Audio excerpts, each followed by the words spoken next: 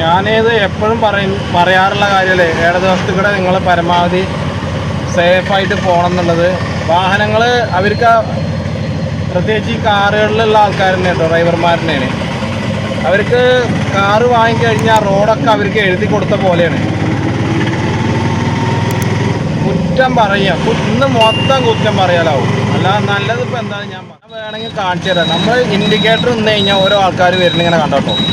അപ്പോൾ അവർക്ക് ഇല്ലാത്ത സ്പീഡ് അപ്പോഴാണ് ഒരു ആക്സിഡൻറ്റുമ്പോൾ കൂടുതൽ കൊടുക്കുക. അതാണ് നമ്മുടെ ലോകം. അപ്പോൾ നിങ്ങൾ ഇടതുവശത്തേക്ക് ചേർന്ന് പോവുക, ഒരിക്കലും വലതുവശത്തേക്ക് നിങ്ങൾ പോവുക ചെയ്യരുത്. കാരണം ഏതൊരു ദിശയിൽ നിന്ന് സ്പീഡിൽ വരുന്നവരുണ്ടാവും, നമ്മുടെ ബാക്കിൽ സ്പീഡിൽ വരുന്ന ആൾക്കാരുണ്ടാവും. അവർക്കത് പെട്ടെന്ന് ബ്രേക്കപ്പ് ചെയ്യാൻ പറ്റില്ല. അപ്പോൾ അങ്ങനെയുള്ള ചെറിയ പ്രശ്നങ്ങളൊക്കെ ഉണ്ട്. ഞാനെന്ന് ഈ ടൗണിൽ കൂടെ പോകുമ്പോൾ ടൗണിലത്തെ കാര്യങ്ങൾ പറയുമ്പോൾ നിങ്ങൾക്ക് വല്ല പ്രശ്നങ്ങളുണ്ടോ? അതായത് പക്ഷേ ടൗണിലൂടെ പോകുമ്പോൾ നമുക്ക് പലതും കാണാൻ കഴിയും. നമുക്ക് ചിന്തിക്കാനും നല്ലതും വേണ്ടാത്തതൊക്കെ ഇന്ന് കിട്ടും. അത് ശരിയല്ലേ ഞാൻ പറഞ്ഞത്? കാണുന്നവർക്ക് എന്തുവെന്നും കാണാം.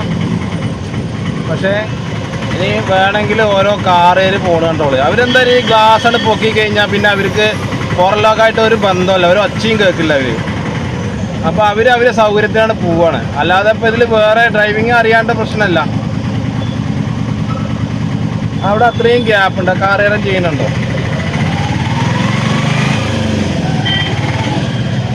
വേറൊരു കാര്യമുണ്ട് കേട്ടോ, നമ്മുടെ വണ്ടിയുമ്പോൾ മുട്ടിക്കഴിഞ്ഞാൽ ഇതൊന്നാവില്ല അംഗം.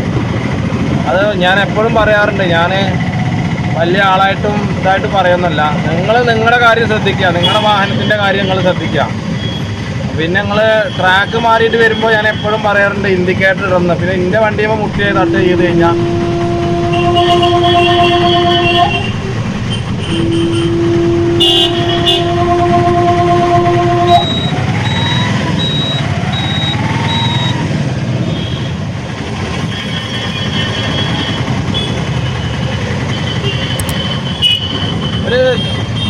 ഒരു വണ്ടി റോഡിലേക്ക് ഇറക്കുമ്പോൾ എന്തൊക്കെ നിയമങ്ങളുണ്ടെന്ന് അറിയില്ല നിങ്ങൾക്ക്? ഡ്രൈവർമാർക്ക് റോഡിലേക്ക് ഇറങ്ങുമ്പോൾ വലിയ ഡ്രൈവിങ് വഴി, അല്ലാതെ ഒരു 500 ലക്ഷം ഉറുപ്പിയുടെ കാറ് വാങ്ങിയിട്ട് ഇൻ്റെ റോഡാണ്, ഇല്ല എനിക്കിഷ്ടമുള്ള വഴി കൂടെ ഞാൻ പോവും അങ്ങനെയൊന്നും പറഞ്ഞിട്ട് പോയി കഴിഞ്ഞാൽ എന്താ അറിയോ, ബാക്കിലുള്ള ആൾ കൊടുന്നൊരു ഒറ്റ പണിയാവും. പിന്നെ നിങ്ങൾക്ക് പിന്നെ അവിടെ ഓൻ്റെ അടുത്ത് തർക്കിച്ച് നിൽക്കാനേ സമയം ഉണ്ടാവുള്ളൂ. എന്താണാവോ ഈ വണ്ടി പോകാൻ ഒരു ഭാഗ്യം കിട്ടുക? നിങ്ങൾക്ക് എപ്പോഴെങ്കിലും അങ്ങനെ ഒരു ആഗ്രഹം തോന്നിയിട്ടുണ്ടോ? അതായത് ആംബുലൻസിൽ ഒരു ദിവസം പോകണം എന്നുള്ളത്. അപ്പോൾ നിങ്ങളുടെ ആഗ്രഹം പെട്ടെന്ന് സഫലമാകട്ടെ. കാരണം എന്താ അറിയോ, ഇപ്പോഴത്തെ ലോകത്ത് ജനിക്കുന്നതിനേക്കാൾ നല്ലത് മരിക്കുകയാണ്. അത് ചിലപ്പോൾ നമുക്ക് അറിയാവുന്ന കാര്യമല്ലേ. അപ്പം എന്താ നമ്മളൊന്നും ഒരു രീതിയിലും സന്തോഷം കണ്ടെത്തില്ല. ഒക്കെ സെക്കൻഡുകളെ സന്തോഷമാണ്.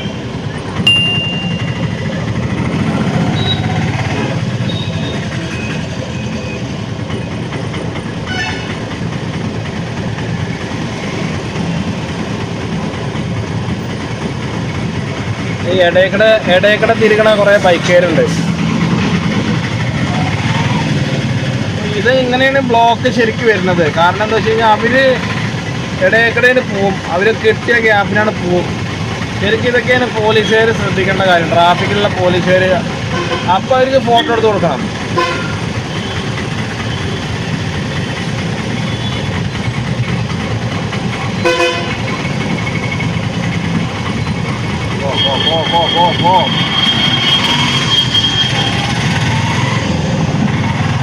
എന്നാൽ അത് ബസ് ഓൺ അടിച്ചുകൊണ്ടേ ഇരിക്കുന്നു. കാരണം അവർക്കൊക്കെ ശരിക്കും 1.5 മിനിറ്റ് 2 മിനിറ്റ് വ്യത്യാസമാവും.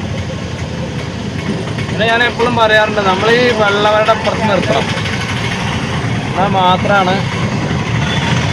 ഇപ്പോൾ എന്താ പറയുക, ഞാനിപ്പോൾ പഠിപ്പിച്ചിരുന്ന ആൾക്കാരിന്നെ ഇതിൻ്റെ ബാക്കിൽ തന്നെ വണ്ടിക്കാർ തെറി പറഞ്ഞ് കൊല്ലും. അപ്പോൾ അതിനേക്കാൾ നല്ല നമ്മൾ കേച്ചിലാവും നല്ലേ. Escape the world. ഈ ലോകത്ത് നിന്ന് എത്രയും പെട്ടെന്ന് നമുക്ക് ഇവിടുന്ന് എന്തായാലും വേഗം പോവാം.